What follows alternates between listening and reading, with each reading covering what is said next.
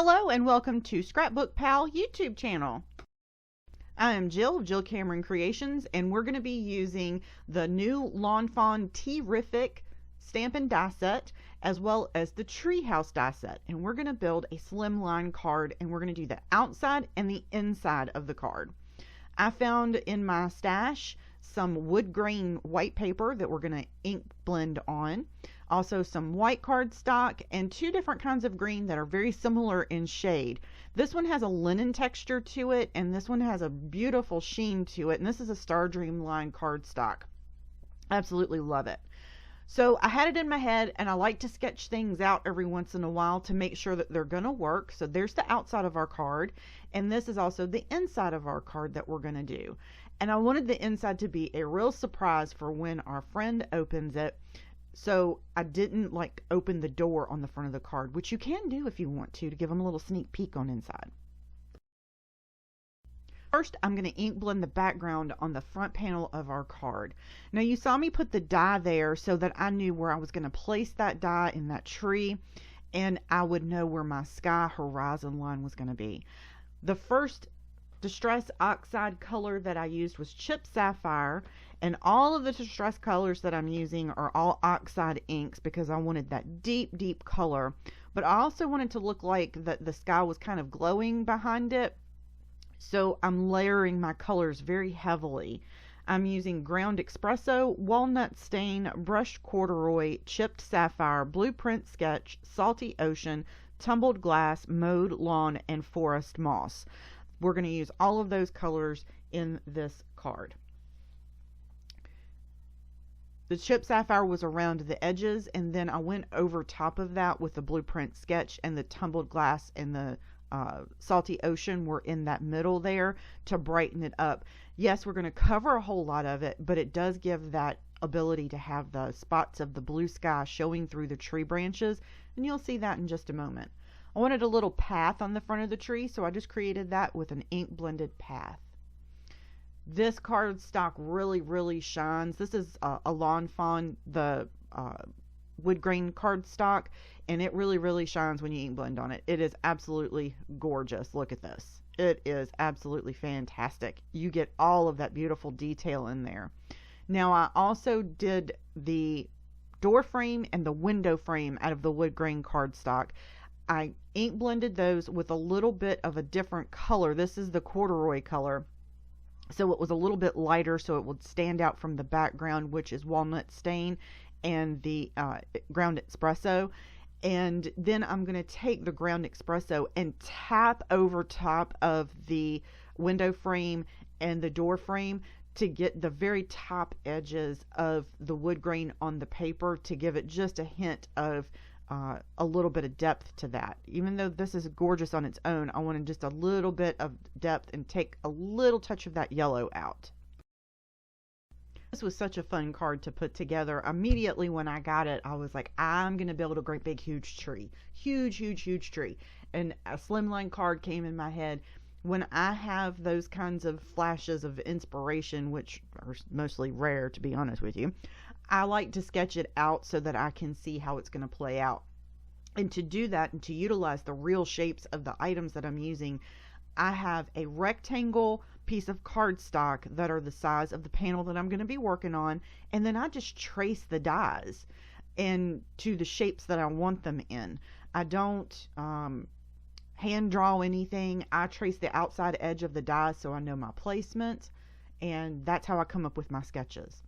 I went ahead and die cut all of the branches, the big poofy branches of the tree, and now I needed to cut some of the flowers so I could have those accents down in the grass. Instead of cutting a bunch of different colors of cardstock, I scribbled color with Copic markers on white cardstock and cut all of the flowers out that way. So I had a bunch of different flowers and a bunch of different colors without having a bunch of different cardstocks pulled out. I did the same thing for the yellow in the windows. I just colored some scrap pieces that I had, so I have glowing windows. And I'm going to glue the door frame on, and I made sure that the door stayed closed on this. I did not want to be able to open this little door even though it is cut out. I didn't want to be able to open the door all the way through because honestly, with this particular card, that would have been a lot of placement, a lot of measuring for me, and well, I'm just not that good with a ruler. To attach all the flowers, I use a little pickup stick and just little dots of glue on the ends of the green part, and then just picked up the flowers I wanted and placed them on the ends there. The ones that look like little grass tufts, you can use those as grass tufts, but you can also use those as flowers if you want to. Now I went ahead and placed the tree and the flowers where I wanted them on the card. They are not attached. Nothing is attached at this point. I'm going to show you how I place all of my tree branches here. I'm not being particularly picky. I want to still be able to see some blue through the sky in areas, and I'm just making sure that I have the top part of my card full, and I'm alternating the different cardstocks a little bit, and I'm placing some over and some under. Not really being super picky about it though, just until it's pleasing to the eye. That's all it is. Then we're going to pick up absolutely everything with our handy dandy little kitchen helper, cling wrap. I love this stuff. Press it down really well and just use your fingers. Make sure that everything is attached to it. It doesn't matter what layer it's on, it'll pick it all up. Peel your background off. It's not damaged in any way, and that's super amazing. Some of these I'm going to glue flat down to the panel, and some I'm going to use foam tape. If you're using foam tape and you're placing things on your background panel and you're kind of like, I don't want it to get messed up, which I think every single time I'm putting something down with foam tape, add glue to the back of your foam tape. Pull that release paper off and dot some glue on there. It'll give you just enough wiggle room to be able to slide your elements around without it actually sticking by the foam tape. Then once the glue is dry and the foam tape adheres all the way around, it's set permanently. The good thing about cling wrap is sometimes it gets a little wonky and some things will move around on you. You can just take a piece of tweezers, a pair of tweezers, not a piece, a pair of tweezers, and pull it off and fix it where it needs to be, and it is absolutely fantastic.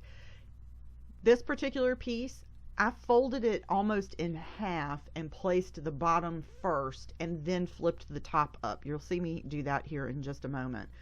And because I'm using the cling wrap, I have the ability to do that. Of course, if you want to, you can place everything down and glue it individually as you work your way up. I stink at that.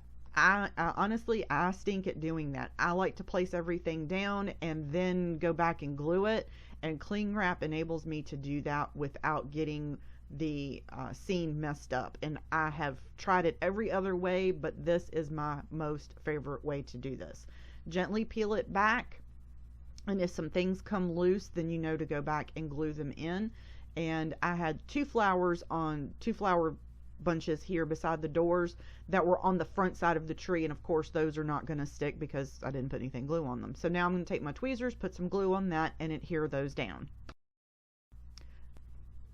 Once I get everything adhered down, I'm going to go ahead and stamp our sentiment, and I'm doing that on black cardstock and white embossing powder. I'm not cutting my stamp. Instead, I'm going to actually just trim down the sentiment strip itself after I've already stamped it and trimmed off the edges of it, and I'm going to place that around in the treetops. I still have a bunch of flowers over here, and I'm going to put some of those flowers in the treetop as well, and the little teeny tiny little birdhouse is going at the very top because we have a bird that lives way up there that's our friend, and he's visiting us, and that's what the inside of our card is going to be, is our little tea party for our friend. I included "Smile" on the front of the card. One of my favorite quotes of all time is from the movie Steel Magnolias, and it's "Smile, it increases your face value," and it's one of my favorite things. So when I see the word smile, that's instantly what I think of, and it makes me smile. So I had to include that on there because my friend that's getting this card knows how much I love that saying and will giggle about having me adding "smile" on the end of that. Now, of course, you can make this into a regular 4 1/4 by 5 1/2 inch card. Just don't make your tree as big, or you can make it look like it's a whole lot bigger and going up by trimming off the edges of the card, all the branches and stuff, and have some of them hang over if you want to. And I'm just using my pickup stick here to go ahead and add all these little flowers here. I did not want to add any gems or sequins or flicks of paint or anything like that to the front of this card, because I thought it was absolutely gorgeous the way that it was. You can, of course, add whatever you want to it. You could add little clear gems or little colored gems in the middle of the flowers or whatever you wanted to. The green cardstock that has the touch of shimmer to it is beautiful, and I didn't want to take away from that. So we have the front of our card, and we're going to pop that on our card base here.